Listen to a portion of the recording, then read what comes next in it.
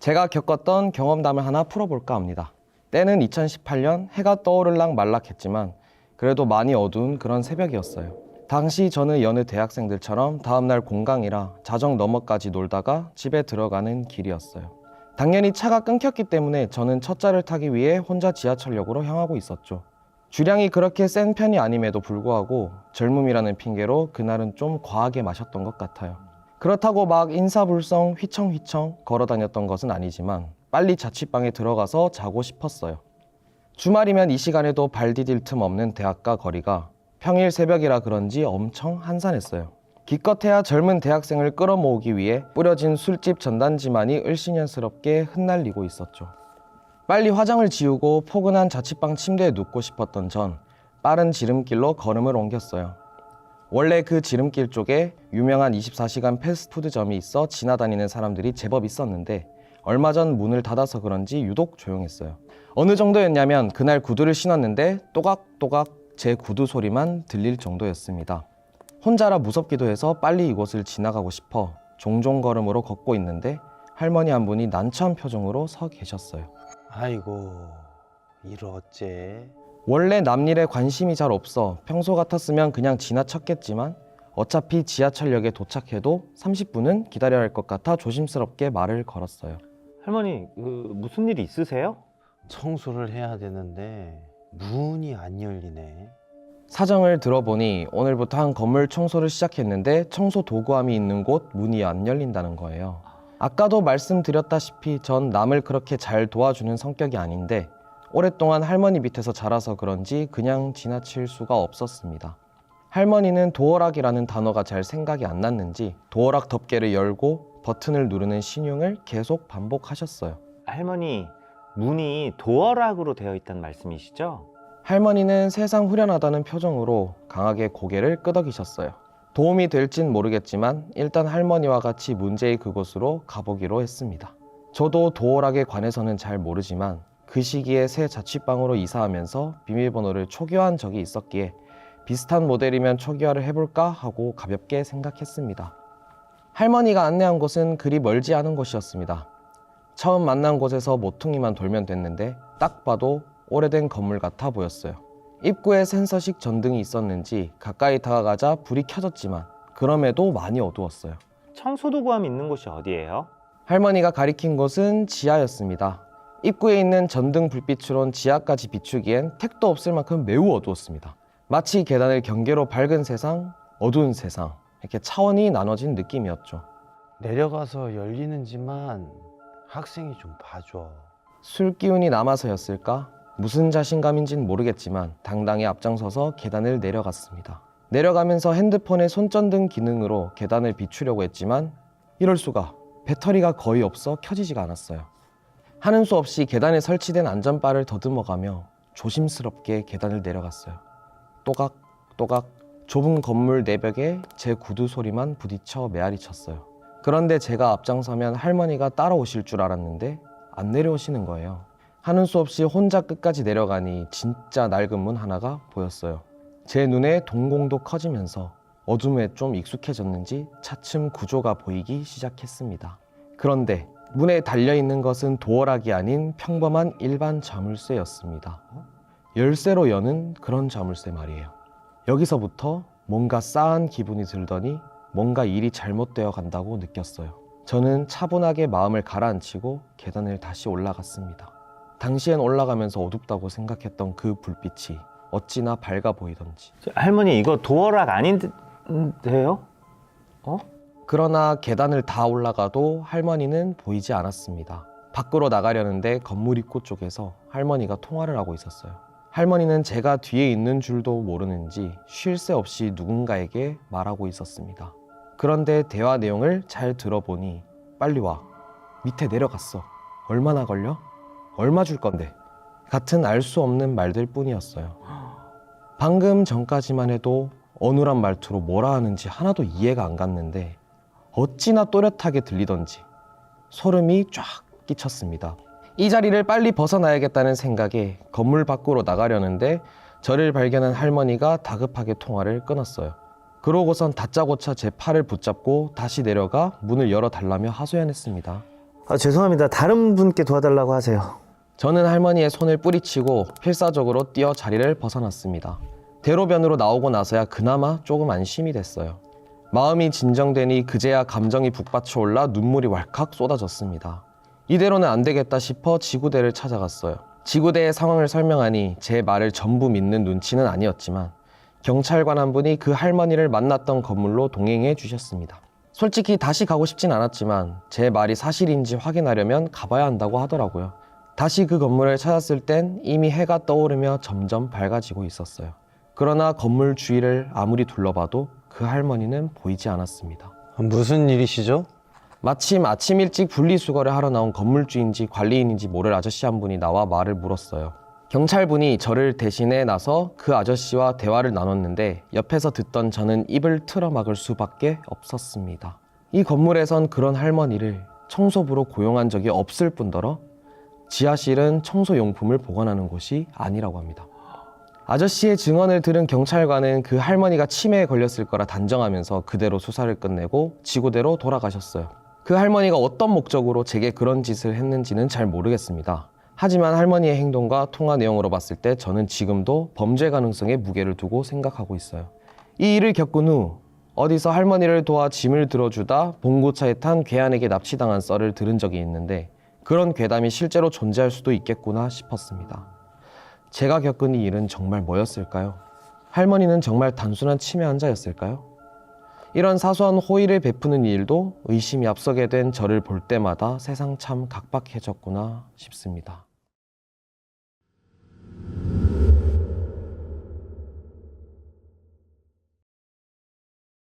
오늘 제가 소개해드릴 사연은 그림 속에 갇힌 남자입니다. 때는 메밀꽃 필 무렵이었어요. 당시 사귀었던 남자친구와 메밀밭 축제를 다녀온 날이었죠. 축제장이 워낙 넓어 꽤 오래 걸렸어요. 그러다 보니 음식도 이것저것 많이 먹게 되었죠. 결국 남자친구도 막걸리 한 잔을 곁들이게 되었습니다. 그 당시 제가 운전을 할 줄 모르던 때라 저희는 근처에 급히 숙소를 잡아야만 했어요. 다행히 축제 끝 무렵이라 그런지 숙소는 쉽게 구할 수 있었습니다. 좀 오래된 펜션이긴 했지만요. 그렇게 한참을 놀다 숙소로 들어간 시각은 한 11시쯤이었어요. 갑자기 잘 곳이 필요하다던 남자친구의 말을 기억해 두셨는지 사장님이 칫솔과 생수 등 필요할 만한 물건들을 챙겨두고 계셨습니다. 사장님이 너무 친절하셔서 금방 말을 트게 되었고요. 펜션 마당에 있던 벤치에 앉아 저희 셋은 시간 간 줄 모르고 떠들었습니다. 그런데 저희가 잘 곳이었던 방 옆에 작은 창고가 하나 있었어요. 미국 드라마에서 자주 보던 그런 목조 형식의 창고였어요. 왜인지 문득 그 창고의 용도가 궁금해졌어요. 그래서 사장님께 여쭤봤습니다. 저기는 혹시 뭐 하는 곳이냐고요. 아마 이때 술 기운이 있어 그냥 무턱대고 질렀던 것 같아요. 전 평상시 내성적인 성격이라 궁금해도 잘 물어보지 않거든요. 제 질문에 사장님이 창고 쪽을 한번 돌아보시더니 대답해 주셨어요. 제가 취미로 그림을 좀 그리거든요. 그냥 개인적으로 쓰는 공간이에요. 그림이요? 우와, 난 그림 잘 그리는 사람들이 세상에서 제일 부럽더라. 혹시 구경해도 돼요? 옆에서 남자친구가 왜 그러냐며 팔꿈치로 툭 치더라고요. 저도 잘 모르겠어요. 그날 제가 왜 그랬는지 그냥 궁금했던 것 같아요. 다행히 사장님이 흔쾌히 허락해 주셨어요. 어두워서 잘 보이려나 모르겠네. 구경시켜 줄게요. 따라와요. 창고 안은 겉에서 보았던 것보다 더 넓었어요. 문을 기준으로 왼편으론 그림을 그리는 공간인지 이젤과 도구들이 놓여 있었고요. 오른편으로는 완성된 그림들이 가지런하게 놓여 있었습니다. 벽에도 빼곡하게 그림들이 걸려 있었고요. 랜턴 조명뿐이라 안이 조금 어두웠지만 한눈에 봐도 사장님의 그림 솜씨는 꽤 수준급으로 보였습니다. 그림 문외한인 제가 봐도 매우 잘 그렸다는 생각이 바로 들었거든요. 그런데 그 중에 가장 눈에 띄는 그림 하나가 있었어요. 문을 열자마자 볼 수 있는 눈높이 위치에 걸려있기 때문이기도 했지만 그 그림만 유독 좀 독특했습니다. 벽에 걸린 다른 그림들은 거의 풍경화였어요. 메밀로 유명한 곳답게 메밀밭 그림이 가장 많았죠. 화사하게 꽃이 핀 그림들 사이에서 그 그림만 엄청 어두웠습니다. 어두운 밤, 말라 비틀어진 메밀밭, 그 사이에 우두커니 서 있는 한 젊은 남자의 모습이 그려진 그림이었어요. 어두운 밤을 진한 남색과 검은색 그리고 빨간색 물감을 섞어 표현했는데 어쩐지 그 그림을 보는 순간 엄청 쓸쓸하다는 생각이 들더라고요. 제가 다른 그림에 비해 그 그림을 오래 뚫어져라 바라보고 있었더니 사장님이 옆으로 다가와 말을 거셨습니다. 그림이 좀 어둡죠? 근데 너무 잘 그리셨는데요? 취미로 그리시는 거 맞아요? 별거 아니지만 갖고 싶으면 가져가요. 너무 많아 처치 곤란인데 뭐. 정말 그래도 돼요? 사장님은 대수롭지 않다는 듯 갖고 싶은 게 있으면 다 가져가도 된다 하셨어요. 저는 어둡지만 어쩐지 눈길이 갔던 그 그림을 제 방 옆 복도에 조명과 함께 두면 괜찮을 것 같다는 생각이 들었습니다. 사장님께 말씀드렸더니 그럼 잘 포장해 둘 테니 집에 갈 때 챙겨가라 하시더라고요. 그래서 저는 그 그림을 남자친구는 호수가 그려진 풍경화 하나를 골랐습니다. 그렇게 새벽까지 놀다 저희는 늦잠을 자 느지막하게 방에서 나왔어요. 남자친구가 축제장에 주차해뒀던 차를 몰고 오는 동안 저는 잠시 사장님과 커피를 마시며 대화를 나눴습니다. 아가씨는 윤회를 믿어요? 윤회요? 그 전생이나 환생 같은 거요? 난 다음 생이 있다 믿거든요. 요즘 젊은이들 생각도 궁금하네. 저는 안 믿어요. 그냥 죽으면 필름 끊기듯이 똑 하고 블랙아웃 될 것 같은데. 사장님이 그렇구만 하시며 웃으시더라고요. 취미로 그림을 그리시는 것도 그렇고 사장님은 매우 감성적인 분 같아 보였어요. 말투도 좀 생각이 많아 보이시는 편이었달까? 이런 넋두리 비슷한 말들을 주고받다 남자친구가 오자 사장님은 준비해 주셨던 그 그림을 차 뒷좌석에 실어주셨습니다. 사장님께 또 놀러 오겠다는 말을 하고 저희는 그렇게 펜션을 떠났어요.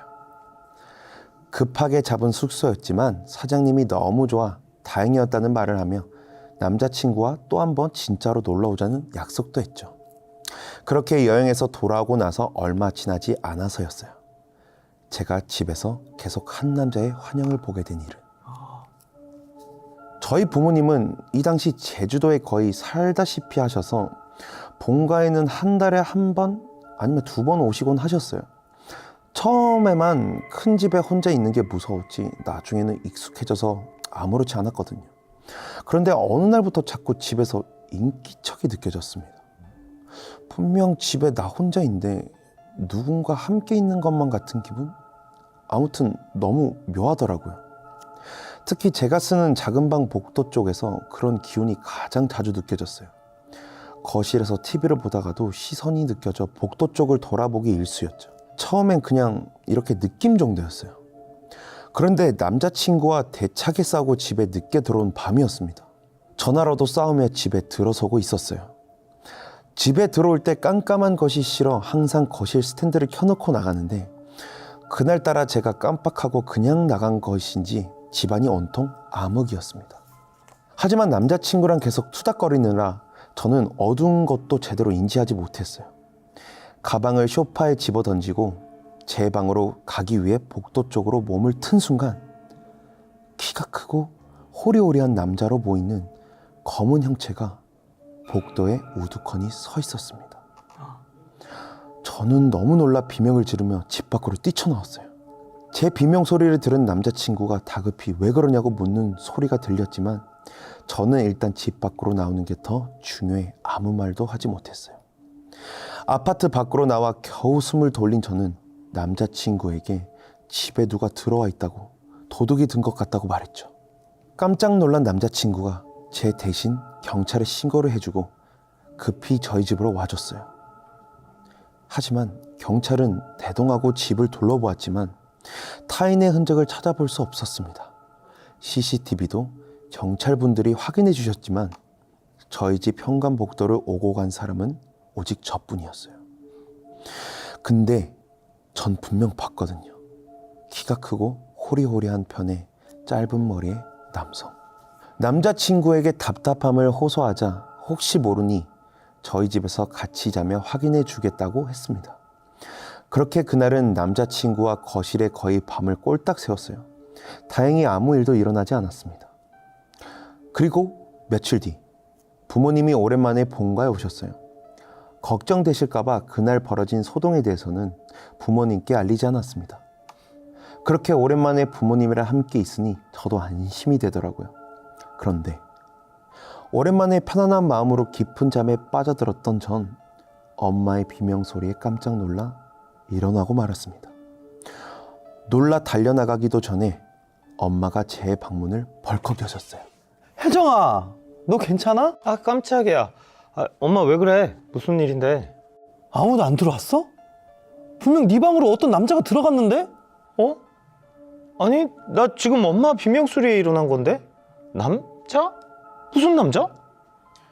엄마는 제 방을 둘러보시더니 가슴을 부여잡고 주저앉으셨어요. 근데 순간 남자? 싶더라고요. 저는 엄마를 붙잡고 질문하기 시작했습니다. 혹시 키가 크고 마른 체형에 짧은 머리를 가졌냐고요. 엄마는 그렇다고 하셨어요. 그러면서 저더러 방에 들어온 게 맞는 거냐며 다시 놀라시더라고요. 내 방 복도 중간에 우두커니 서 있었지. 맞아. 그러다 내가 놀라니까 네 방으로 쓱 들어가더라니까? 아, 엄마, 내 방문 엄마가 열었잖아. 닫혀 있었는데 어떻게 들어와? 어머, 맞네? 내가 헛것을 봤나? 어이, 심장이야. 아니, 잠깐만. 근데 너는 키 큰 남자인 걸 어떻게 알았어? 저는 부모님께 며칠 전에 제가 겪은 일을 결국 말씀드렸어요. 그러자 엄마가 아무래도 불안하다며 당분간 저와 본가에 있어야겠다고 하셨어요. 사실 저도 그 편이 좋았고요. 하지만 그 이후로 엄마와 함께 있을 때는 남자의 환영이 나타나지 않았어요. 그런데 제가 혼자 있을 때 더 자주 길게 나타나기 시작했습니다. 제가 소리를 지르면 남자는 늘 조용히 제 방 쪽으로 스르르 사라졌어요. 저를 해치는 행동은 하지 않으니 점차 화들짝 놀라지는 않게 되었지만 어두운 복도에 우두커니 서 있는 것을 볼 때면 소름이 돋고 무서운 건 어쩔 수 없더라고요. 그리고 얼마 뒤 엄마도 일이 생겨 귀가 시간이 늦어진 날이었어요. 저도 일부러 남자친구와 늦게까지 데이트를 하며 집에 들어가는 시간을 애써 미뤘죠. 커피숍에 앉아 각자 핸드폰을 하며 시간을 죽치고 있는데 남자친구가 잠시 머뭇거리다가 제게 말을 걸더라고요. 요즘 자꾸 이상한 꿈을 꾼다고. 제가 꿈? 무슨 꿈? 하고 물어보자 똑같은 꿈이 몇 달째 나오고 있대요. 한 남자가 호수에 몸을 던지는 꿈이었는데 꼭 자신이 물에 빠진 것 마냥 숨이 막히고 허우적대다 일어난다고요. 그런데 남자친구가 말해주는 꿈속의 남자의 인상착의가 대수롭지 않았습니다. 제가 본 남자의 환영과 너무 비슷했거든요. 저는 찜찜한 마음을 안고 집으로 돌아왔어요. 애써 제 방 복도 쪽으로는 시선을 주지 않고 옷도 엄마가 집에 돌아오면 갈아입으려고 그냥 거실 소파에 앉았습니다. 그런데 갑자기 제 방 복도 쪽에서 깜빡깜빡 불빛이 나갔다 들어오는 것이 느껴지는 거예요. 돌아보기 싫었지만 이유는 확인해야 할 것 같아 저는 슬쩍 눈길만 돌려보았어요. 그러자 제 방 복도 그림 걸어둔 쪽에서 불빛이 깜빡깜빡 거리고 있었어요. 그림 위에 설치해둔 간접 조명에 전구가 나간 것 같아 보였죠. 다행히 남자 형체가 보이지 않아 저는 안심하고 그림 앞으로 걸어갔어요. 조명불을 아예 꺼버릴 생각이었죠. 그러나 그림을 흘낏 쳐다보고 지나치려던 전 흠칫 놀라 다시 뒷걸음질 치고 말았습니다. 펜션 사장님이 주셨던 그 그림 안에 제가 보았던 그 남자가 우두커니 서 있었어요. 저를 바라보며 말이죠. 저는 가까스로 용기를 내어 가까이 다가가 그림을 뚫어져라 바라보았습니다. 정확히는 그림 속의 남자를요.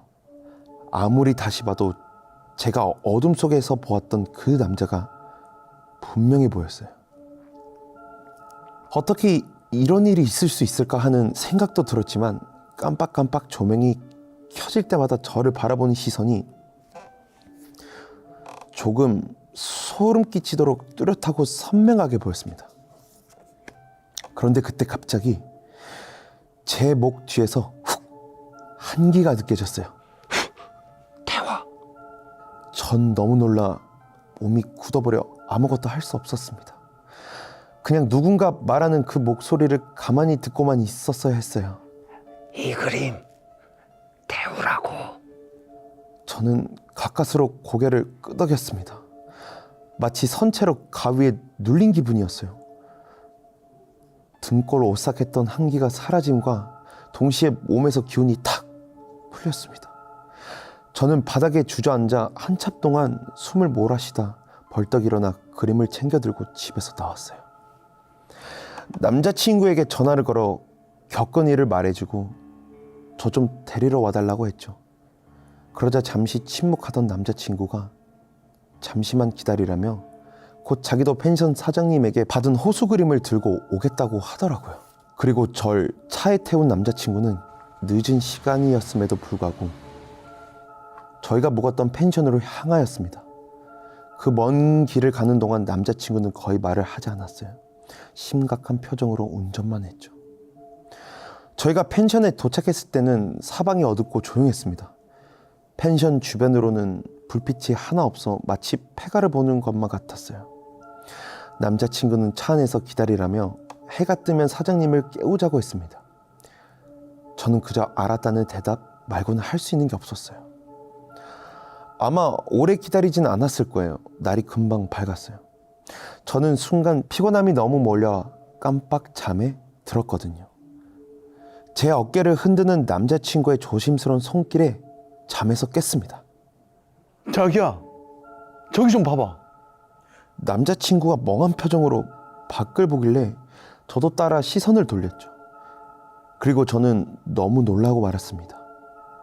저희가 묵었던 펜션이 저희 기억과는 너무 다르게 낡고 쓰러져가는 모습이었거든요. 정말 폐가였어요. 저와 남자친구는 펜션 주변을 한 바퀴 둘러보았습니다. 불과 몇 달 만에 이렇게 쓰러져가는 모습이 된다고? 도저히 믿을 수가 없었죠. 하물며 그림을 그린다던 창고는 다 주저앉아 무너져 내린 상태였습니다. 결국 저희는 펜션 근처를 돌아다니며 궁금한 점을 물어보고 다니기 시작했었죠. 하지만 이야기를 전해 들으면 들을수록 저희는 경악만 할 뿐이었어요. 단단히 홀린 기분이었습니다. 그 중에서 식당 사장님 한 분이 저에게 말씀해 주신 이야기입니다. 처음에는 펜션 운영을 사장님과 아들 둘이서 했대요. 아들은 사장님을 닮아 그림을 매우 잘 그렸는지 미대를 나왔다고 했습니다. 하지만 오히려 성향이 너무 비슷한 탓이었을까요? 사장님과 아들은 자주 부딪혔대요. 툭하면 장소를 가리지 않고 언성을 높여 싸우곤 했다고 합니다.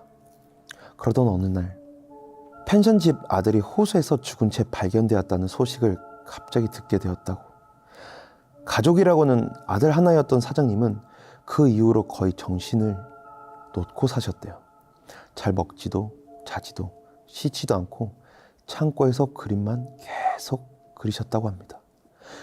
그러면서 늘 중얼거리던 말이 우리 아들 잘 사는 집에 곱게 싸서 보낼 거야 라고 하셨습니다. 하지만 어느 날 갑자기 펜션 사장님이 감쪽같이 사라지셨다고 해요. 사람들은 그저 사장님이 펜션을 내놓고 어디 이사 갔겠거니 했대요. 그런데 너무 이상한 거예요. 펜션 사장님이 사라진 건 꽤 오래된 몇 해 전인데 분명 저희는 몇 달 전에 그 펜션에서 묵었으니까요. 저희 말에 식당 사장님은 다른 펜션이랑 헷갈린 거 아니냐며 그럴 리 없으니 주변을 다시 둘러보라고 하셨죠. 그럼 그런 창고 딸린 펜션이 이 근처에 또 있어요? 그 펜션은 그 집 아들내미가 그린 대로 만든 집이라 그런 창고 있는 집이 없긴 해. 거참 듣고 보니 이상하긴 하네.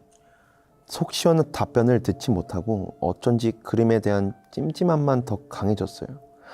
남자친구는 그냥 그 펜션으로 돌아가 이 그림들을 태우고 돌아가자 했죠. 저도 그러고 싶었고요. 그렇게 펜션으로 돌아가려 차에 올라타려는 순간 식당 사장님이 다급히 나와 저희를 불러 세웠습니다. 아, 내가 이 말 깜빡했네. 그 집 아들이 물감에 자기 피를 섞어 쓰는 걸로 유명했어요. 그래서 그 집 아들내미 그림은 어디다 팔지도 못하겠다는 소리를 자주 들었거든? 네? 피요? 그 아들이 남기고 간 그림에다 펜션 사장이 아들을 다 넣어 그렸다지? 그림들은 다 챙겨서 떠난 거지. 그림의 행방은 우리가 몰라서 이게 사실인지 아닌지 확인할 방법도 없고. 아무튼 조심히들 가요. 사람의 피가 섞인 그림이라니 남자친구 차 뒷좌석에 있는 그림을 보자 온몸에 소름이 돋았어요. 사실이라면 저 그림 속의 남자가 펜션 사장님의 죽은 아들이라는 얘기인데 왜 그런 그림을 저에게 준 것인지 도무지 이해가 가지 않았죠. 남자친구는 소름 끼치니 빨리 그림을 태우고 돌아가자고 했어요.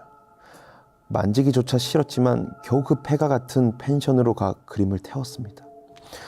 불에 타 사라지는 그림을 가만히 바라보다 보니 문득 제게 그림을 태우라고 말했던 남자 환영의 목소리가 떠올랐어요. 이유가 대체 무엇이었을까?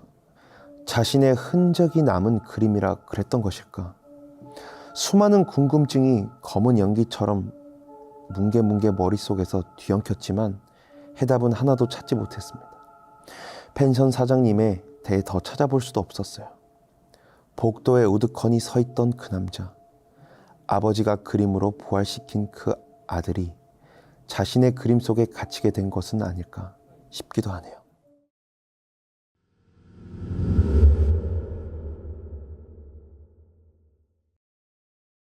안녕하세요. 솔직히 어디 가서 말하기엔 부끄러운 일이라 고민 끝에 익명으로 사연을 보내봅니다. 제 잘못이나 실수가 부끄러운 것이 아닌 가족의 일이지만요. 저는 어린 시절부터 그다지 화목하지 않은 집에서 자라왔습니다. 대면대면한 부모님 사이는 어린 제게 많은 영향을 주었어요. 성격이나 여러 부분에서요. 어렸을 적 저는 아빠가 너무 미웠어요. 흐릿한 기억 너머로 아빠 손 붙잡고 놀이공원을 갔던 추억이 분명 있긴 한데 어느 날부터 무표정한 아빠의 얼굴이 더 많이 기억으로 남아있어요. 차츰 대화가 줄어들고 어느 날부터 아빠의 외박이 잦아졌어요. 그러고는 어느 순간 아예 집에 들어오지 않으셨죠. 그렇게 저는 엄마와 의지하며 단둘이 살아왔습니다. 그리고 제가 성인이 되던 해였습니다. 엄마가 그래도 이제 대학생인데 옷이 너무 없는 거 아니냐며 어쩐 일로 함께 쇼핑을 가자고 하더군요. 옷을 사준다는 말에 저는 신나서 엄마를 따라 나섰죠. 그렇게 백화점을 돌아다니며 쇼핑을 하다 잠시 커피숍에 앉아 쉬며 엄마와 대화를 할 때였어요. 모르는 아저씨 한 분이 쭈뼛거리며 다가와 엄마의 옆에 앉더군요. 저는 바로 엄마가 일부러 자리를 만들었다는 것을 깨달았습니다. 사실 엄마가 누군가와 만나고 있다는 것을 예전부터 어렴풋이 느끼고 있었거든요. 사실 전 아직도 아빠의 빈자리가 컸고 낯선 아저씨에 대한 거부감이 살짝 들었지만 오랜 시간 동안 외롭게 혼자였던 엄마를 생각하니 차마 그 자리를 박차고 일어날 수 없었어요. 그렇게 셋이 함께 저녁을 먹고 가볍게 한잔을 하며 얘기를 나눴습니다. 아빠와 정반대의 인상을 가진 아저씨는 제 걱정보다 사람이 좋아 보였어요. 습관처럼 내내 엄마를 챙겨주는 모습도 나쁘지 않았고요. 그렇게 한 번의 만남이 2번, 3번 되다 보니 어느덧 저희 세 사람은 꽤 친해졌습니다. 엄마는 아저씨와 맛있는 것을 먹으러 갈 때면 이젠 저를 꼭 대동하고 다녔어요. 저는 엄마가 한 가족으로 보이는 이 모습을 꽤 그리웠나 보다 싶어 피곤하고 귀찮아도 함께 해주곤 했죠. 식당에서 가끔 어르신들이 아빠가 살갑네 이런 말을 할 때면 엄마가 더 좋아하기도 했고요. 그러던 어느 날이었어요. 자고 일어났는데 목이 너무 아픈 거예요. 베개를 잘못 빼고 잤나 싶었지만 저는 베개를 낮게 베고 자는 편이라 한 번도 이런 적이 없었죠. 고개를 돌릴 수 없을 만큼 목이 너무 아팠어요. 특히 목 정중한 울대가 너무 아팠죠. 방안이 건조한 편도 아니었는데 목소리도 쇳소리가 났어요. 저는 목을 움켜쥐고 콜록콜록 기침을 하며 방에서 나왔습니다. 엄마는 이른 아침부터 외출 준비 중이셨어요. 그러고 보니 아저씨랑 산에 간다고 했던 것이 기억이 났습니다. 제가 목을 건들지도 못할 만큼 아파하자 엄마가 산에 가는 것을 취소할까 물어보셨지만 저는 그냥 혼자 병원에 다녀올 테니 다녀오라고 엄마를 보냈어요. 병원에서는 무언가의 강한 힘에 목이 졸린 적이 있냐고 물어보더군요. 저는 없다고 답하였습니다. 아니면 줄이나 이런 것에 갑자기 탁 하고 걸린 적이 있냐고 물어보셨어요. 이번에도 저는 없다고 답하였죠. 그렇게 병원에서도 딱히 원인을 찾지 못한 채 약 처방만 받고 나왔습니다. 집으로 돌아와 약을 먹고 거실 소파에 멍하니 누워있는데 독한 약 기운 때문인지 잠이 쏟아지더라고요. 언제 잠들었는지도 모르게 한참 잠들어 있던 전 갑작스러운 목 통증에 버뜩 눈이 떠졌습니다. 콜록콜록 기침을 해도 순간 숨이 안 쉬어졌어요. 숨이 콱 막혀 제 목을 부여잡으며 발버둥 쳤던 것이 기억나요. 그런데 제가 더 무서웠던 것은 어스름하게 해가 지고 있는 거실 안에서 절 올라탄 그림자였습니다. 어떤 여자가 제 목을 꽉 조르고 있었어요. 울고 있는 것인지 뚝뚝 떨어지는 것 같은 물기가 제 볼 위로 느껴졌습니다. 그렇게 한참을 헐떡이는데 띠띠띠띠 도어록 눌리는 소리에 그림자가 스르륵 사라지며 숨이 탁 트였어요. 벌떡 일어나 목을 부여잡고 기침을 계속하자 그 모습을 본 엄마가 놀라 달려오셨습니다. 손등으로 볼을 닦자 제 눈물인지 그 그림자의 눈물인지 손등이 축축하게 젖었어요. 괜찮냐고 묻는 엄마에게 방금 어떤 여자가 제 목을 조르고 있었다고 쉰 소리로 말하자 한참 동안 침묵하던 엄마는 제가 가위에 눌린 것 같다며 집에 아무도 없다셨죠. 혹시 소파에 누워있으면 목이 꺾였던 거 아니냐면서요. 가끔 몸이 불편하면 그런 꿈을 꾸기도 한다고. 엄마의 말을 듣고 보니 또 그럴 수도 있겠다 싶더군요. 아침부터 제 목 상태가 계속 안 좋긴 했으니까요. 하지만 제 볼에 떨어진 그 눈물 같은 물기의 느낌은 소름 끼치도록 생생했습니다. 그 일이 있고 며칠이 지난 날이었어요. 제가 성인이 되도록 소식 한 번 없었던 아빠에게 연락이 왔습니다. 어떻게 물어 제 번호를 사촌에게 전해받았대요. 그러면서 혹시 시간이 되면 만날 수 있겠냐고 조심히 물어왔습니다. 엄마에게 비밀로 하고 나와달라는 말에 조금 망설여졌지만 저는 아빠와 약속을 잡고 바로 다음날 한 카페에서 만났어요. 아주 오랜만에 만난 아빠는 조금 주름져 있고 나이 든 모습이었지만 건강하고 보기 좋아 보였습니다. 다행이다 싶으면서도 이렇게 잘 지내고 있으면서 연락 한 번 없던 아빠가 미워지더군요. 그런데 오랜만에 만난 아빠의 첫마디는 제 생각 밖이었습니다. 괜찮아? 모르는 여자가 요즘 널 괴롭히고 있지? 저는 아빠가 집을 나가 무슨 무당이라도 된 건가 싶었어요. 말투도 꼭 뭔가를 아는 사람처럼 말해서요. 하지만 처음에 저는 말뜻을 이해하지 못하고 되물었습니다. 모르는 여자? 나 괴롭히는 사람 없는데? 요즘 자꾸 누가 네 목 조르고 있지 않아? 진짜 아빠가 무당이라도 된 걸까? 제가 놀라 손으로 입을 막자 제 반응을 보고 아빠는 답을 듣지 않아도 알 것 같다는 표정으로 제게 놀라지 말라며 과거를 털어놓으셨습니다. 사실 아빠가 집을 나간 이유는 엄마의 외도 때문이었습니다. 처음에는 저를 위해서라도 아빠는 가정을 지키고 싶으셨대요. 하지만 이미 한 번 마음이 돌아선 엄마의 마음을 아빠는 도저히 돌릴 수 없었다고 합니다. 이러다 저도 두고 떠날 것 같아 아빠는 어쩔 수 없이 집을 나오셨대요. 그런데 아빠가 집을 나오고 나서 얼마 지나지 않아 잠을 자는데 목이 너무 아프더랍니다. 눈을 뜨자 어떤 여자가 울며 아빠의 목을 강하게 조르고 있었대요. 아빠는 평상시 감이 좋은 편이었다고 해요.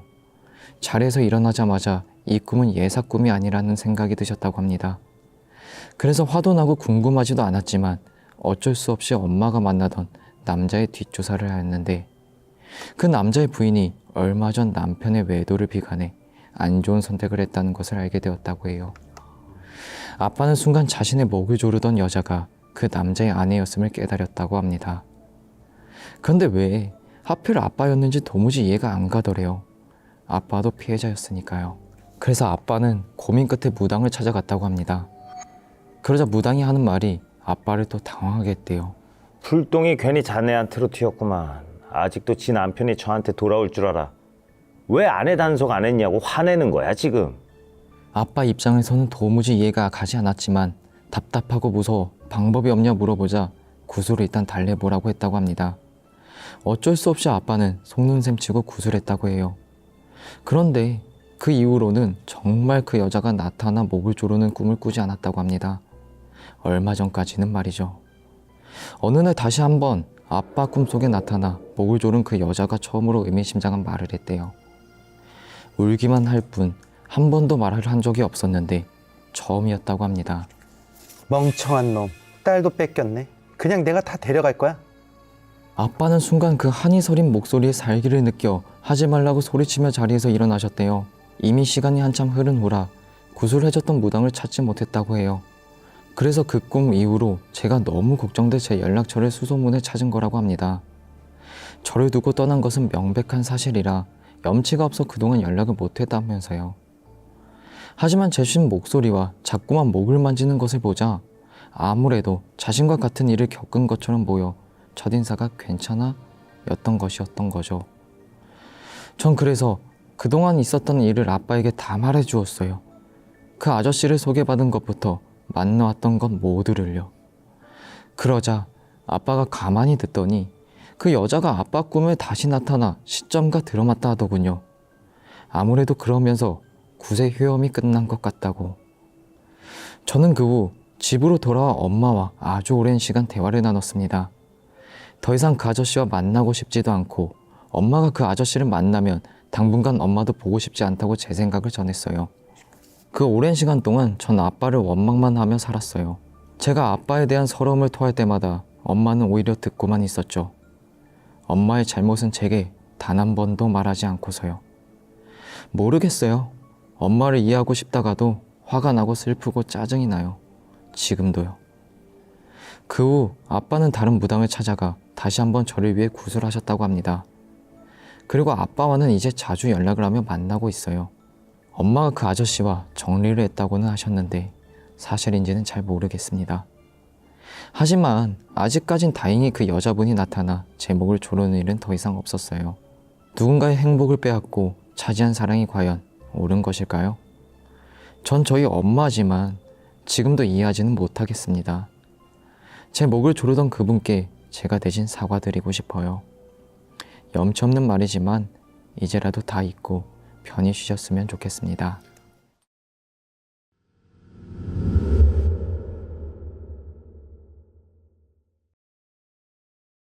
제가 이번에 소개해드릴 사연은 암실입니다.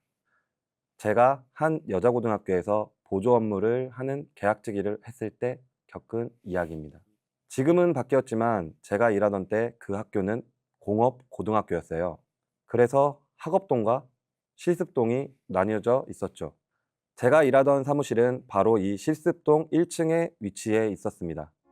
사무실은 넓지 않았고 저 외에 직원이 한 분 더 계셨어요.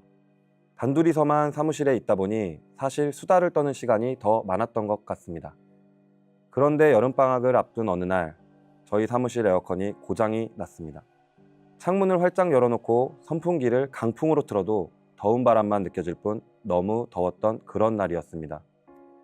제 볼이 점점 빨갛게 익어가자 도저히 안 되겠는지 맞은편에 앉아있던 직원 선생님이 손가락으로 위를 가리키며 올라가 쉬라더군요.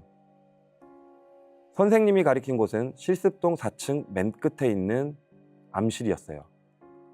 가끔 학생들이 이용하지 않는 시간에 선생님들과 직원들이 암실로 올라가 쉬었다 오곤 했거든요. 암막 커튼이 다 쳐져 있어 낮잠 자기 정말 좋은 곳이었습니다. 저는 그럼 30분만 쉬고 오겠습니다 하고 암실로 향했습니다. 더위 때문에 어지러울 지경이었거든요. 수업 중이어도 1층은 제빵제과 학생들 실습실이라 늘 시끌시끌했어요. 언제나 맡기 좋았던 빵 냄새도 그날은 너무도 싫더군요. 천천히 복도를 나와 외부 나선형 계단을 전 오르기 시작했습니다. 암실은 이 계단을 이용하는 것이 가장 빠른 길이었죠. 그렇게 암실에 도착해 문을 여는데 희한할 정도로 차가운 한기가 느껴졌어요.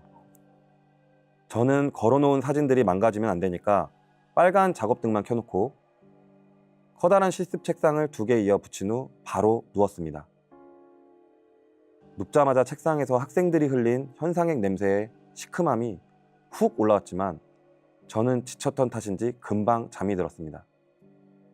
핸드폰 알림을 맞춰두고 잤던 것 같은데 저는 알람이 아닌 다른 소리에 잠에서 얼핏 깨고 말았습니다. 찰박찰박. 누군가 사진을 현상하고 있었는지 현상액에 사진을 담그고 살살 흔들고 있는 뒷모습이 보였어요. 시간을 보니 아직 이 실습실을 이용할 학반은 없었죠. 저는 자고 있던 제 자신이 조금 민망했지만 학생을 조용히 불렀습니다. 지금 암시 이후 시간 아닌데 누구니? 수업 안 들어가도 되니? 그런데 제 부름에도 아랑곳하지 않고 사진을 집은 집게만 살랑살랑 흔들어대는 거예요. 저렇게 오래 담그고 있으면 필름이 타지 않나? 생각하며 저는 책상에서 내려왔습니다. 그리고 뒤돌아 있는 학생에게 다가갔습니다. 아무리 사진 현상이 재밌어도 규칙이니 반으로 돌아가 수업부터 들으라고 타이를 생각이었죠. 그런데 가까워질수록 조금 이상하더라고요. 저희 학교 학생 교복은 딱 붙는 H라인 스커트 형식의 치마였는데 뒤돌아선 학생의 교복은 플레어 스커트 형식의 요즘 아이들 치고는 치마 길이가 길어 보였습니다. 외부인인가 싶어 저는 얼른 다시 물어봤습니다. 누구니? 여기 어떻게 들어왔어? 여전히 묵묵부답. 하지만 찰박찰박 필름 흔드는 손의 움직임은 여전했습니다. 저는 이제 좀 짜증이 나기 시작했습니다. 아니, 사람이 말을 하는데 이렇게 무시하는 학생이라니. 저는 결국 학생의 어깨를 툭툭 치며 얘, 너는 무슨 과 몇 반이야? 물어봤습니다. 그러자 갑자기 손에 들고 있던 집게를 현상액이 가득 담긴 트레이에 탕! 집어던지는 거예요. 그 무례함에 놀라기도 전에 저는 비명을 지르며 암실 밖을 뛰쳐나왔습니다. 저를 향해 돌아본 학생의 얼굴이 없었어요. 이게 무슨 말이냐 싶겠지만 정말 말 그대로 얼굴이 없었습니다. 눈, 코, 입, 그 어느 것도 없는 매끈한 달걀 같은 것이 저를 향해 돌아보는 순간 정말 기절하는 줄 알았습니다. 저는 단숨에 1층으로 내려와 사무실로 들어갔어요. 제가 급히 문을 열고 들어서자 창문 앞에서 부채질을 하고 있던 선생님이 놀라 돌아봤습니다. 선생님, 저 귀신 봤어요. 예? 귀신? 이 선생 괜찮아? 아니, 너무 힘들면 그 반차 쓰는 게 낫지 않아? 제가 숨을 몰아쉬며 말하자 선생님이 걱정스럽게 제 안색을 살피셨습니다. 하긴 저라도 그랬을 거예요. 대낮에 학교에서 귀신이라니. 얼굴이 없어요. 눈, 코, 입 다 없는데 거기서 막 이렇게 사진 막 이렇게 흔들거리면서 말도 제대로 못하고 더듬어가며 제가 본 것을 설명하는데 갑자기 선생님이 박수를 치는 거예요. 그러더니 저는 너무 심각한데 아무렇지 않게 말씀하시더라고요. 진짜 있나 보네, 세상에. 야, 학생들도 거기서 얼굴 없는 귀신 봤다 그랬었거든. 네? 전 처음 듣는데요? 근데 한번 보기 시작하면 계속 보인다던데. 이 선생 조심해. 가뜩이나 무서운데 한 번 보이면 계속 보인다니. 전 다시 마주치고 싶지 않아 여름방학 전까지 무조건 암실은 피하기로 마음먹었습니다. 그런데 방학 전이라 그런지 학교에서 에어컨 수리를 너무 안 해주는 거예요. 날은 갈수록 더 덥고 행정실로 잠시 더위를 피하는 것도 이제 슬슬 눈치가 보였죠. 결국 맞은편 선생님이 제게 먼저 암실에 다녀오자고 제안을 하셨어요. 저는 처음엔 싫다고 거절을 했습니다. 또 그 얼굴 없는 학생을 만날까 무서웠거든요. 그런데 선생님이 이번에 혼자가 아니라 같이 올라가는데 무슨 일이 있겠냐는 거예요. 더위를 이기지 못한 저도 결국 선생님을 따라 암실로 향했습니다. 암실은 늘 그렇듯 어둡고 선선했어요. 선생님은 에어컨 온도를 조금 더 낮춘 후 테이블을 붙여 얹어 누우셨습니다. 겁없는 그 모습이 부럽기도 하더군요. 그래도 옆에 사람이 있어서 그런가? 한참 선생님과 대화를 하며 시원한 곳에 누워있다 보니 점차 경계가 풀렸습니다. 선생님도 슬슬 졸렸는지 말수가 줄어들더니 색색거리는 소리가 곧 들려왔습니다. 선생님 곁에 딱 붙어 눈을 감고 있는데 드르륵 탁 드르륵 탁 실습용 인화기구가 있는 곳 쪽에서 필름 넘기는 소리가 자꾸 들리는 거예요. 설마 하는 마음이 들었지만 애써 무시하고 저는 선생님 옆에 더 꼭 붙어 못 들은 척을 했습니다. 그런데 갑자기 제 등 뒤가 서늘해지는 거예요. 누군가 제 뒤로 따라 눕는 기운이 느껴졌습니다. 저는 눈을 꼭 감고 선생님의 팔을 흔들어 깨웠습니다. 선생님, 저희 이제 나가요. 선생님 일어나요. 제가 조용히 흔들어 깨우자 잠에서 깼는지 선생님이 뒤척거리더라고요. 그래서 안심하고 저는 눈을 떠 선생님을 바라봤습니다. 엄마야! 하지만 제가 눈을 뜨고 고개를 들자마자 본 건 아무것도 없는 텅 빈 얼굴이었어요. 제가 선생님이 아닌 귀신의 팔을 붙들고 있었습니다.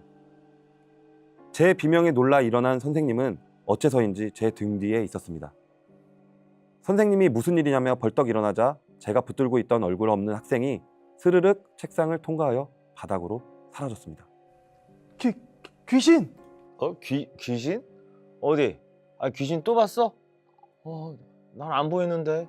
방금 제 앞에 아무래도 이 선생님 기가 허약해졌나 보다. 나가자, 얼른. 아예 밖으로 나와 교정 벤치에 앉아 놀란 마음을 가라앉히고 있는데 학업동에서 실습동으로 넘어오시던 디자인과 선생님 한 분이 저희를 보고 다가오셨습니다. 제 안색이 너무 창백해 놀라셨던 것 같습니다. 무슨 일 있냐는 말에 저는 머뭇거리다 솔직히 귀신을 본 것 같다고 털어놓았습니다. 그러자 선생님도 들은 이야기라며 얘기해 주시는 거예요. 거기 암실에 얼굴 찾으러 다니는 학생이 있다고 오래전부터 유명했어요. 그러니까 이 학교가 막 생겼을 무렵 출판과가 있었는데 예쁘고 공부 잘하기로 소문난 여학생이 한 명 있었대요. 그 학생은 사진에 관심이 많아 사진 동아리부에 들어갔는데 거기 담당 선생님이 이제 막 부임해 인기가 많았던 젊은 선생님이었다고 합니다. 사진 동아리부는 자주 야외 촬영을 나가곤 했대요. 그래서 선생님과 학생들이 모두 금방 친해졌다고 합니다. 그런데 문제는 여기에서 말도 안 되는 소문이 나기 시작했다는 것이었죠. 선생님과 그 여학생이 몰래 사귄다는 소문이 학교에 퍼지기 시작한 겁니다. 그런데 아예 없는 소문은 아니었나 봐요. 암실, 그러니까 예전에는 사진 동아리실이 있던 그곳에서 선생님과 학생이 단둘이 있는 걸 사진부 애들이 자주 목격하게 된 것이었죠. 물론 오해일 가능성도 있지만 소문이 그렇게 돌았는데도 두 사람이 자주 부실에서 함께 있다 보니 소문이 잡히기는커녕 더 커졌던 것 같습니다. 그러던 어느 날 그 동아리실에서 누군가가 여학생의 얼굴에 염산을 뿌렸다는 겁니다. 여학생은 비명을 지르며 학교 복도를 뛰쳐나와 바닥을 나뒹굴며 고통에 몸부림쳤대요. 얼굴을 잃은 여학생은 치료 도중 결국 사망했다고 합니다. 학교는 당연히 발칵 뒤집혔지만 끝끝내 누가 그랬는지 범인을 잡을 수 없었고 CCTV 같은 게 있던 시대가 아니라 안타깝지만 특정도 어려웠다고 합니다. 그리고 그 이후로 학교 명칭이 바뀌고 교복이 바뀌는 그 긴 시간 동안 실습동 4층 끝 교실에서 얼굴 없는 여자를 목격했다는 얘기가 자주 들렸다고 합니다. 올해 이 학교에 있던 선생님들이라면 모두가 아는 이야기라고 합니다. 그리고 신기한 점은 그 귀신을 봤다는 사람들은 모두 다 비슷하게 생겼다고 합니다. 그러고 보니까 이 선생님이 딱 맞네. 염색 안 한 긴 생머리, 쌍꺼풀 없고 이게 큰 눈, 약간 둥근 턱까지. 그 귀신이 찾아다닌다던 그 얼굴이랑 닮았어. 아무래도 그 학생이 저와 닮은 얼굴이지 않았을까 싶대요. 어쩐지 듣는 내내 믿기지 않으면서도 찜찜한 내용이었습니다. 그런데 선생님이 경고하듯 제게 주의를 주셨습니다. 다시는 이 학교에서 일하는 동안 암실에 가지 말라고요. 계속 그 귀신을 보던 학생이 하나 있었는데 무시하고 계속 암실에서 친구들과 점심시간에 자곤 했대요. 그런데 어느 날 어두운 암실에서 그 친구의 넘어지는 소리와 함께 비명이 들려 불을 켰더니 어디에 부딪힌 것인지 얼굴에 크게 상처가 나 피를 철철 흘리고 있었다고 합니다. 그 학생은 결국 성형을 해야 할 정도로 얼굴이 깊이 파였다고 합니다. 그래서 그 귀신을 목격했다는 학생들에겐 암실에 가지 말라고 지금도 말을 한다고 하더군요. 그런데 제가 그 귀신을 보게 된 것이죠. 뭐 믿거나 말거나 하지만 웬만해서는 암실에 가지 마세요. 조심해서 나쁠 거 없지 뭐. 저는 그날 이후로 아무리 더워도 암실에 올라가지 않았습니다. 그리고 여름방학이 다 지나가기도 전에 다른 곳에 취업을 해 더 이상 그 학교에 나가는 일도 없었습니다. 이제는 그 학교의 암실은 사라졌다고 들었습니다. 하지만 그래도 여전히 그곳에서 얼굴 없는 여학생이 자신의 얼굴을 찾아 돌아다니고 있을 것 같다는 생각이 듭니다. 아니면 혹시 범인을 찾아다니는 것은 아닐까요?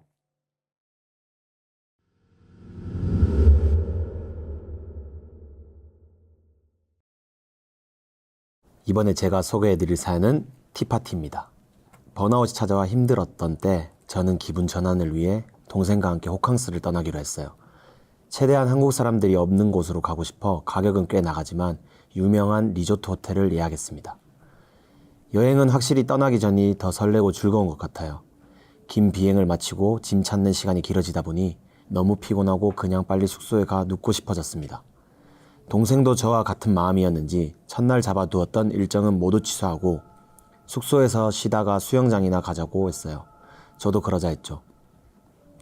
숙소에 도착해서도 영어를 잘하는 동생이 도맡아 체크인을 하는 동안 전 힘없이 웰컴티를 마시며 의자에 앉아만 있었어요. 그런 제가 너무 힘들어 보였는지 지나가던 호텔리어 한 분이 제가 다 마신 잔을 치우며 말을 걸더군요. 안 되는 영어로 열심히 해석해보니 리조트에 요일마다 이벤트가 있다는 거였어요. 월요일은 요가, 수요일은 칵테일 파티, 목요일은 티파티 이런 식으로요. 시간은 모두 동일하게 오후 8시부터 10시까지 2시간 동안이었습니다. 때마침 저희가 도착했던 날짜가 수요일이라 저와 동생은 수영 대신 칵테일 파티에 갔다가 술 기운을 빌미삼아 일찍 잠을 청하기로 했어요. 숙소는 비싼 값만큼 넓고 좋았어요. 대충 짐을 풀고 드라마를 보며 컵라면을 먹은 저희는 잠시 쉬다 옷을 갈아입고 칵테일 파티 시간에 맞춰 숙소를 나섰습니다. 이벤트가 열리는 곳은 첫 번째 수영장 옆 라이브러리 공간에서 열렸어요. 멀리서 봐도 저기구나 싶었던 것이 빨간 전등과 조명으로 한껏 꾸며놓았더라고요. 한 손에 술잔을 든 외국인들이 어느덧 밖까지 나와 떠드느라 시끌시끌했어요. 저와 동생도 각자 원하는 칵테일을 주문하고 그나마 음악 소리가 적은 곳을 찾아 자리를 잡았습니다. 둘이서 딱히 대화도 없이 그렇게 술만 홀짝이고 있는데 한껏 꾸민 여자 둘이 저와 제 동생에게 다가왔어요. 한 친구는 대만 사람이었고 한 친구는 중국 사람이었습니다. 이 둘은 자리가 없어서 그런데 저희 테이블에 함께 앉아도 되냐고 물었어요. 주변을 둘러보니 아시아 여성은 저와 동생 둘뿐인 것 같아 보였죠. 그래서 왔나 보다 싶어 저는 동생 맞은편에서 옆으로 옮겨 자리를 양보해 주었어요. 한참 여러 칵테일을 돌아가며 마시다 보니 제법 술기운이 올라 기분이 좋아졌어요. 말이 잘 안 통하는데도 어느새 저희 넷은 꽤 친해져 깔깔거리고 있었죠. 그렇게 저희는 내일 티파티도 참여하여 넷이 함께 놀기로 약속하고 각자의 방으로 향했습니다. 방에 돌아오자마자 술이 하고 올라와 제대로 씻지도 못하고 잠들었던 것 같아요. 그렇게 여행 둘째 날 동생은 시내 구경을 나갔고 저는 그냥 숙소에 남았습니다. 방에만 있기가 심심해진 전 천천히 걸으며 리조트 안을 산책하고 있었어요. 그런데 누가 저 멀리서 반갑게 인사하며 다가오는 거예요. 어제 만난 그 친구 둘이었습니다. 영어를 할 줄 아는 동생도 곁에 없고 술이 깬 상태인 전 잠시 멈칫했지만 너무 반갑게 인사를 하며 다가와 저도 얼떨결에 반갑게 맞이하고 말았어요. 그런데 두 사람이 제게 차 마시는 몸짓을 하는 거예요. 저는 저녁에 올 거냐고 묻는 줄 알고 오케이 했습니다. 그런데 그게 아니라 지금 같이 차를 마시자는 뜻이었나 봐요. 저는 어느덧 두 사람과 함께 리조트 안에 있는 줄도 몰랐던 작은 식당 안으로 들어서고 있었습니다. 제 양옆에서 알아듣지도 못할 언어로 대화를 하둬야 돼서 정말이지 정신이 하나도 없었어요. 가뜩이나 산만한데 들어선 식당 안은 왜 이렇게 어두컴컴한지 대낮인데도 해가 전혀 들어오지 않는 것 같았습니다. 이 리조트 컨셉인가? 싶을 만큼 안에는 넝쿨 같은 풀이 늘어져 있었어요. 그래서인지 한참 유행 지난 서울의 이자카야 술집 같은 느낌도 들었죠. 자리에 앉고 나서야 이 두 명도 분위기가 영 별로다 느껴졌는지 서로 눈길을 주고받으며 식당 안을 둘러보더라고요. 그 모습을 본 전 없던 용기를 내서 여기 말고 다른 곳으로 갈까? 물어보려 했어요. 그런데 어느새 기척도 없이 제 옆에 나타난 빨간 아우자이를 입은 직원이 저희 셋 앞에 옥으로 보이는 푸른 찻잔을 세팅하고 있었습니다.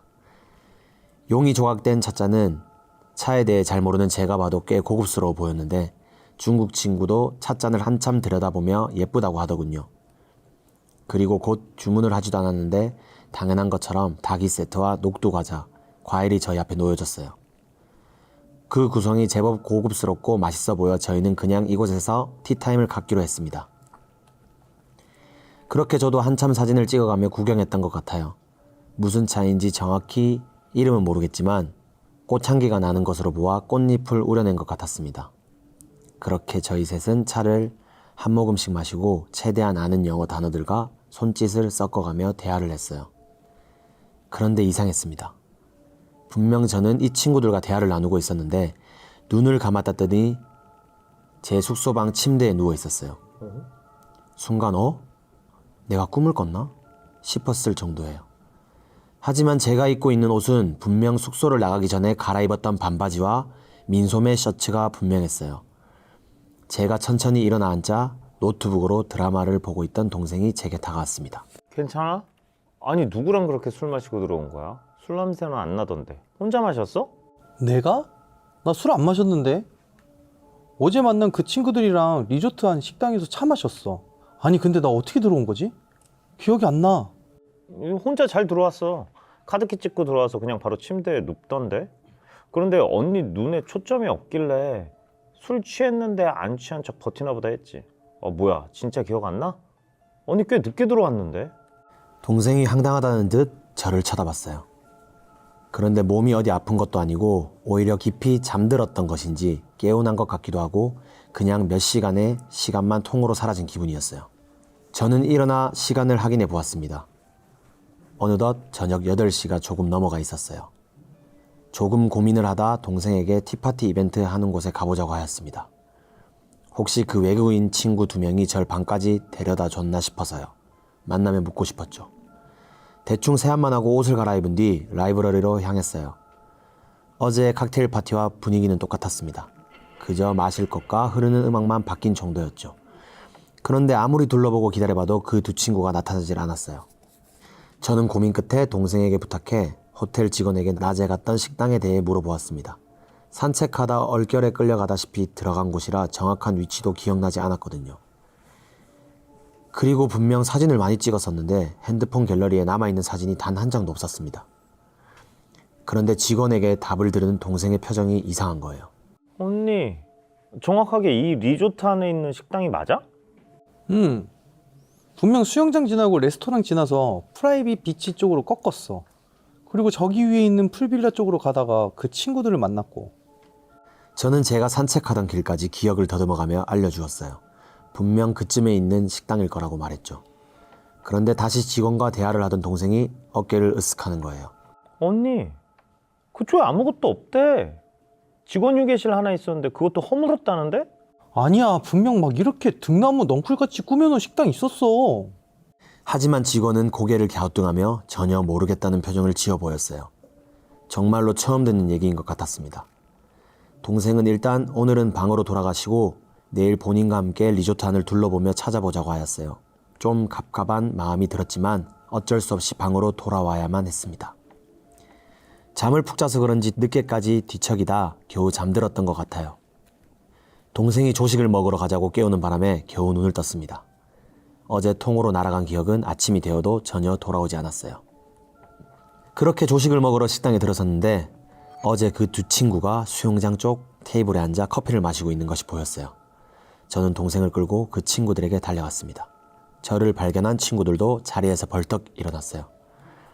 그런데 그 2 친구들이 저보다 먼저 질문을 던지더군요. 혹시 너 어제 일 기억나? 하고요. 알고 보니 이 2 친구들도 눈을 뜨니 숙소방 침대 위였대요. 마지막 기억은 저와 똑같았습니다. 꽃향기가 나던 그 차를 한 모금 마신 거요. 동생은 정말 그런 식당이 있었다고? 제게 물어왔어요. 그러고는 어제 직원에게 들은 이야기를 2 친구에게 전해주었죠.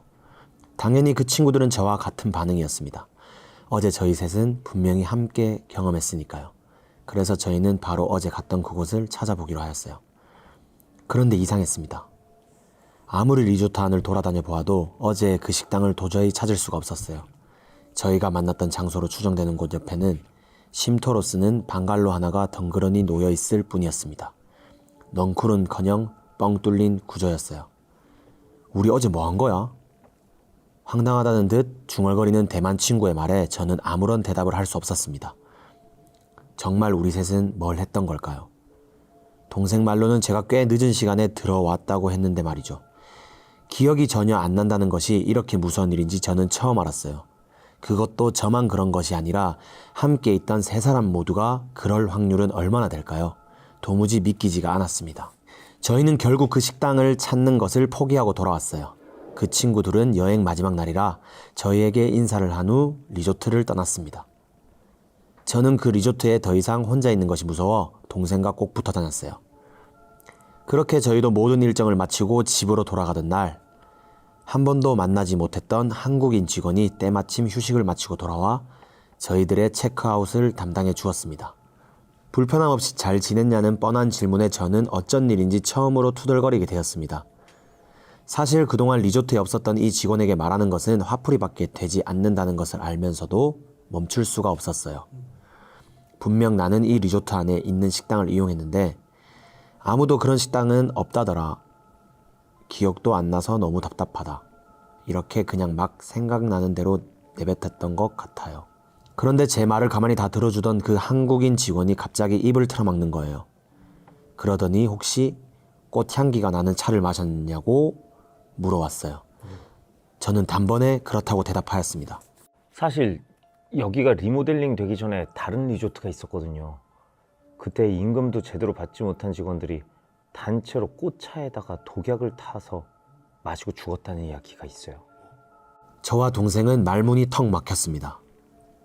그럼 내가 간 곳이 예전에 존재하던 리조트의 터라는 건가? 이해가 잘 안 갔죠. 저도 본 적은 없고요. 여기 토박이 분들에게 전해들은 얘긴데 가끔 외국 투숙객 분들이 경험했다고는 하더라고요. 티파티에 다녀왔다고. 그러면서 이어서 하는 말이 그 차를 마신 사람들 대부분은 오히려 사업이 더 잘 되거나 하는 일이 잘 풀렸다고 하였어요. 아마도 나쁜 의도로 나타난 것은 아닐 거라며 저를 달랬습니다. 사실 무섭고 오싹한 경험이 아닌 좀 미스테리한 경험이라 이렇게 사연을 보내봅니다. 정말 신기하게도 리조트를 다녀온 후 동생과 함께 사업을 작게 시작했는데 그게 꽤 번창하여 큰 돈을 벌었거든요. 그 이후로도 몇 번 더 동생과 그 리조트를 찾아가 보았지만 한 번도 다시 그 식당을 본 적은 없네요. 번아웃이와 힘들어했던 저를 조상들이 도와준 것일지도 모르겠다는 생각을 종종 해보기도 합니다. 만약 이 사연이 닿는다면 그 두 친구들도 저만큼 잘 풀렸는지 소식을 전해 듣고 싶어요. 제가 그때 약한 영어로 듣기로는 그 두 사람 사랑하는 사이라 사회의 시선이 힘들다고 했거든요. 아마 그 두 사람도 지금쯤 잘 풀렸겠죠? 라고 사연을 보내주셨습니다.